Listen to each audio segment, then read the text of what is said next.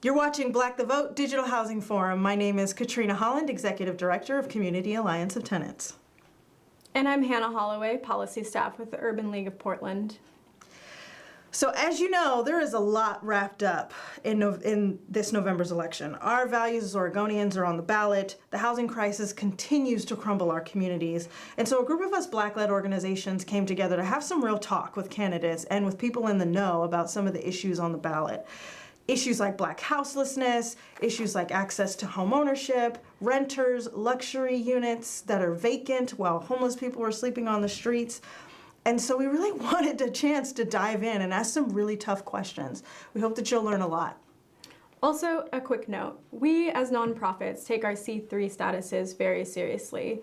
In that effort, we made every attempt to get all candidates to this forum. We made repeated phone calls, emails, moved our schedules and our formatting around in an effort to get everyone here. So the candidates that you will hear from are the candidates who were able to make time for this Black Housing Forum. We hope that you enjoy. Feel free to share it, send it to your friends, send it to your family, ask tough questions, and make sure that you get out your vote on November 6th. Thank you for joining us, Kate. We certainly appreciate your time coming here. Do you want to take a few moments to introduce yourself and your race? Sure. I'm Governor Kate Brown. I've had the incredible honor of serving as governor now for 3.5 years. This is my final re-election bid for governor, and I would love to earn your vote this election cycle and serve 4 more years. I think it's incredibly important that at this time in our nation's history, we don't go backwards, and I want to keep Oregon moving forward. Thank you. So as we talked about a little bit earlier, we're going to talk a little bit about the Fair Housing Act, individual development accounts, just cause, rent stabilization, etc. So at any point, if you have any clarifying questions or things like that, feel free to let me know. Sure. Okay. So the first question is, given that the Fair Housing Act to some has now been weaponized against the Black community, and that the Equal Protections Clause hinders race-explicit policy to redress past wrongs, how will you create policies that directly redress disinvestment and exploitation of Black communities? That is a really good question. I think there are a couple of pieces that are really important for me in terms of tackling housing issues for the African American community, frankly, as well as all communities of color in our rural communities, which are most underserved in Oregon. And one of the things that's critically important is to have a diversity of voices at the table, setting housing policy for the state. So our Housing Stability Council, it's a 9-member council. We have 5 people of color on that particular council, which is pretty diverse for Oregon. Mm-hmm. And they have made it a priority to ensure that as we are investing in more affordable units, that we are specifically targeting the LIFT program to our rural and our communities of color. Mm-hmm. So I think having a diversity of voices at the table. I think the other piece is around housing services and providing services for the homeless and making sure that we have what I call a culturally competent workforce that meets the needs of our communities. And it also means making sure that we have policies in place that address past wrongs, and mm-hmm. that we know in Oregon, obviously, we have had a history of treating the Black community unfairly. I know from reading Senator Gordley's book, her memoir, that her family was impacted by the redlining, that what happened in the city of Portland, and making sure that we are eradicating these discriminatory policies and moving forward in a way that enables all Oregonians, but particularly our communities of color and our rural communities, to have access to housing services and affordable units. Okay, awesome. So though the state initiatives like individual development accounts were created to reduce racial disparities in home ownership, the vast majority of state IDA dollars don't go to support Black or other culturally specific housing programs. Will you commit to working with Oregon Housing and Community Services to create an equitable, anti-racist distribution of IDA dollars? Absolutely. We are funding the IDA program at roughly $7.5 million a biennium, and my proposal is that essentially we double that for the next biennium. And the leadership at the Oregon Housing and Community Services Department is making sure that we are doing this in a way that is inclusive and that particularly supports our underserved communities of color. Awesome. Great. So let's talk a little bit about the 2019 legislative session. You're already ready to rock and roll into that? Okay, ready all right. to rock and roll. Okay. So you said in your housing plan that you support getting rid of no-cause evictions. Does that mean to you establishing a just cause standard? Absolutely, absolutely. I think it's absolutely important that we move forward on this in Oregon. I don't believe that anyone, frankly, should be evicted from their rental unit for no reason whatsoever. I supported the legislation in the 2017 session. I think we need to move forward on the 2019 session, but I don't think that's enough. Yeah. I think we have to move forward and provide additional tenant protections, technical assistance. As a lawyer, I'd certainly support having more legal hotlines, legal advice available for tenants, and then, of course, making sure that there are resources for relocation support for tenants that are do have to move because of extenuating circumstances. Okay. I think the other piece that is critically important is that the work we're doing to build affordable units. Since I've become governor, we've invested roughly $300 million in affordable units, homelessness prevention, and rental assistance.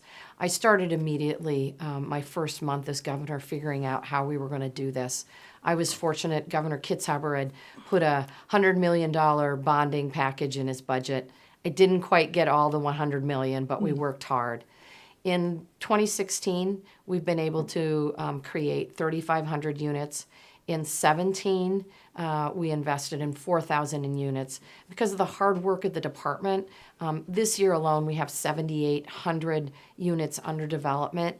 My goal is to double that again over the next biennium. So the other piece of the puzzle that is critically important, because we underbuilt in this state between 2000 and 2015, is making sure that we are extremely aggressive about building more affordable units. And this is not work that I can do alone.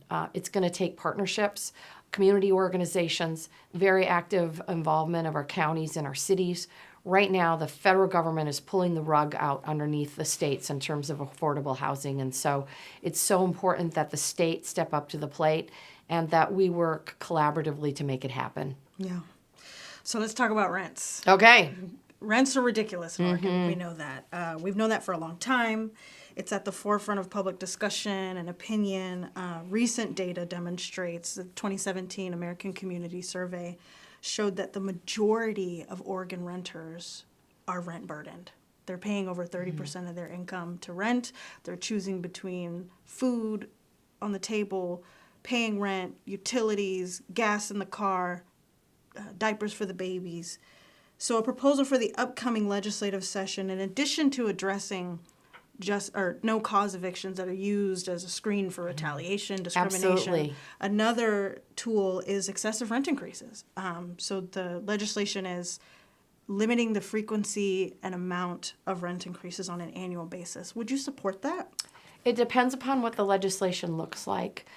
My concern is that rent control across this country has sometimes exacerbated economic disparities and created unfairness in the system. Rent stabilization, I think, can be used as a tool. I'd certainly want to look at the details of the legislation. My encouragement to Oregonians would be to work with both the rental community and the landlord community to come up with a consensus, collaborative approach that can get the support of both sides in order to make it through the legislature. This is a huge challenge facing not just folks in Portland, but in Ontario, Oregon, and Klamath Falls. And so I am very interested in looking at evidence-based practices that can tackle this issue. I have to go back to, we have to build more affordable units, right? The challenge is that everybody wants to move to Oregon. that we underbuilt in terms of workforce housing between 2000 and 2015. And so we have just got to build, and we also need the workforce pipeline to go along with that. So I look forward to working with tenants and with the developer community to make sure that we have policies that ensure that people can stay in their homes. Awesome. So your housing plan suggests that housing stability is a matter of access to shelter, income appropriate rent, reasonable home loans. Of course, there is a fundamental difference between having access to housing and being stably housed, as we've talked about a little bit. What policies and program models will you implement to ensure Oregonians don't just have access to resources, but have the resource at their direct disposal to exercise housing choice? So, for example, City of Portland State of Housing Report released that within the city limits, Native Americans, African Americans, Latino households, single-family households, literally, according to their economic data, are barred from access. Fair housing choice is limited. How will you remove regulatory and cultural barriers for stable housing and access? I'd like to look at that data. I haven't seen that. I know that home ownership in communities of color is low, and that we need to change that. That's why I'm so supportive of increasing our investments in individual development accounts. And that's why the work that we are doing through the Housing Stability Council to make sure that as we are building more affordable units, that it specifically address our underserved communities. I'm going to say communities of color, Latino, Asian American, Native American, and African American, as well as our rural communities. That is a top priority for me in my administration. Awesome. So homelessness continues to rise throughout the state. Knowing that it is more cost-effective to house people than to build more shelters, how do you plan to leverage state resources to support affordable housing for those making 0 to 30% of the area median income? So people working minimum wage jobs, those on fixed Social Security incomes. So here's what I know I'm not going to do. I'm not going to invest $10 million in shelter units, and that's what my Republican opponent is proposing. A, it's simply not enough resources, and B, I think we are much better served as a state by investing more in affordable units.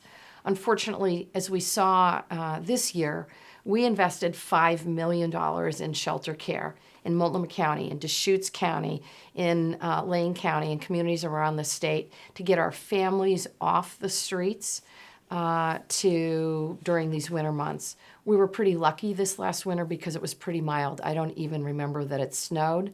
I want to get all of our families off the street. I believe everyone deserves access to a safe, warm, dry, and I'm going to add affordable and accessible place to live. And so I think there are a couple of areas of focus in terms of our $370 million package. One is around our chronically homeless, getting the folks who've been on the street for a long period of time off. We know that best practice is what I call supportive housing, not hosing, supportive housing, and that means co-locating key services like adult community behavioral health, drug and alcohol treatment, employment, job training opportunities, and educational opportunities have to be all co-located with the housing site. We are investing $20 million into that particular project. I think it's not enough, but I think it will provide us with a really good start.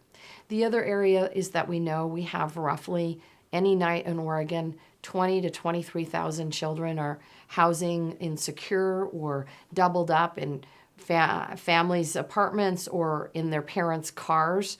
So my focus is making sure that we get our children and families off the streets.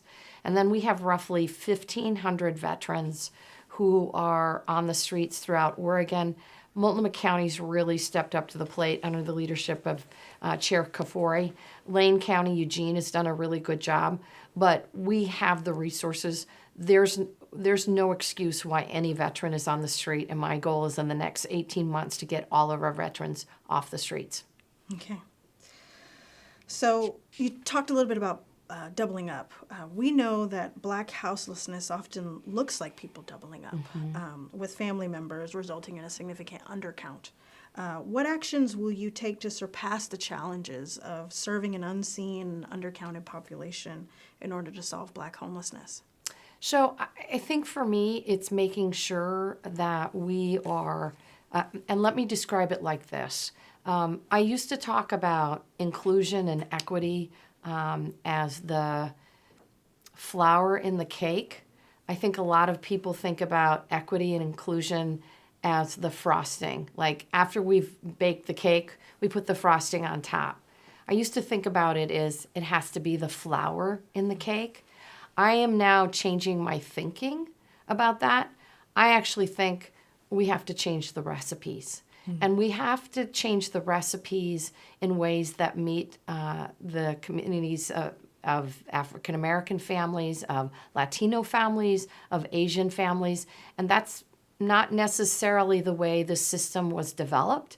And so for me, it's really taking a hard look at the system and maybe saying, do we need to do this differently? Do we need to create systems in such a way that really meet the needs of Black families or Latino families?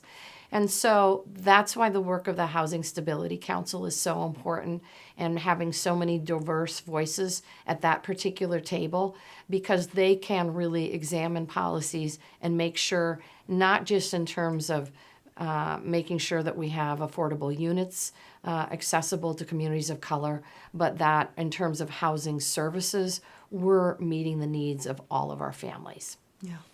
So we talked a little bit about home ownership. I think recent data showed that communities of color comprise about 15.5% of the population, yet they represent 30% of renters. And in communities like the African American community, 64% of African Americans in Oregon are renters. So homeownership access is, what's going on here? How do we fix this? Well, I think it's, we're seeing the impacts of what I would call generational discriminatory policies in housing, right? Redlining, realtors refusing to serve, banks refusing to loan.